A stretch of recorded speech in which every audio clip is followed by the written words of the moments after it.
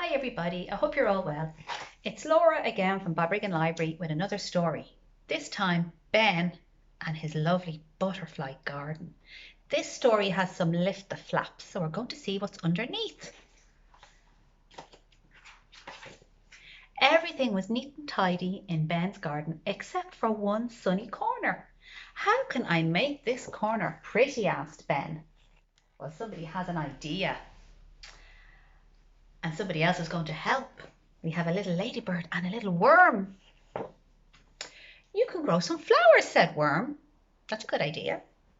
And you can grow some butterflies too, said Ladybird. Well, I like butterflies and I like flowers, said Ben. I'll begin by clearing the nettles. Leave some of the nettles, said Worm. Your butterflies will be born there. That's important. Look under this nettle leaf, said Ladybird. Ben looked under and he saw some tiny, tiny eggs. These don't look like butterflies to me, he said. Don't worry, said Ladybird. They will turn into beautiful butterflies. You must plant some flowers that the butterflies will like. So let's see if we can see underneath here. You see? When you lift this, look at all those little eggs. Wow, that's interesting, isn't it? They're little butterfly eggs. Well, Ben bought some special seeds so that he could have a butterfly garden of his very own. He dug a flower bed and then he planted the seeds and he gave them some water. See? And then underneath here, oh look, Ben has planted the seeds and he has covered them with some soil. So that's an important part of making a butterfly garden.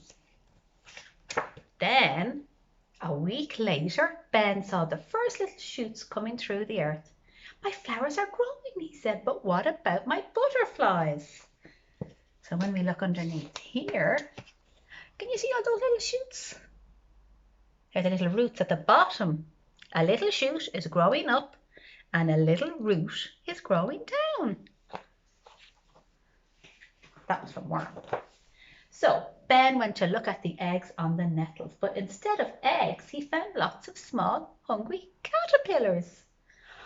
These don't look like butterflies to me, said Ben. Trust me, said Ladybird. They will turn into butterflies, but first they had to eat the leaves. So, can you see them all there? I bet you've probably seen some of them on the leaves in your garden. The caterpillar ate the leaves and they grew bigger and fatter and bigger and fatter. Whenever the caterpillar's skin gets too tight, it falls off and then there's new skin underneath. Can you see them all? Bigger and fatter and bigger and fatter. Exactly. So the days were long and hot and the flowers in Ben's garden started to bloom. Lots of bees came to visit, but still no butterflies. And all the caterpillars had disappeared. I liked those greedy little caterpillars, said Ben. Where have they gone? Come and look behind these leaves, said Ladybird. You're going to have your butterflies very soon. This doesn't look like a butterfly to me, said Ben. It's called a chrysalis, said Ladybird. And inside the chrysalis, the caterpillar is turning into a butterfly. So let's have a look. Here we have another little flap. And can you see that little chrysalis? Can you see it hanging? That is what is going to become a butterfly. When the caterpillar is fully grown, it spins a thread and it attaches itself to a twig, and then it loses its skin for the last time. Underneath is a hard case called a chrysalis. So Ben watched the chrysalis carefully. A few weeks later, the case split open and the new butterfly came out. At last, when it had dried out in the sun, the butterfly was ready to fly off straight to its favourite flowers. So this is, can you see that? The way it opens and then it dries out in the sun, and it's got some beautiful colours, doesn't it?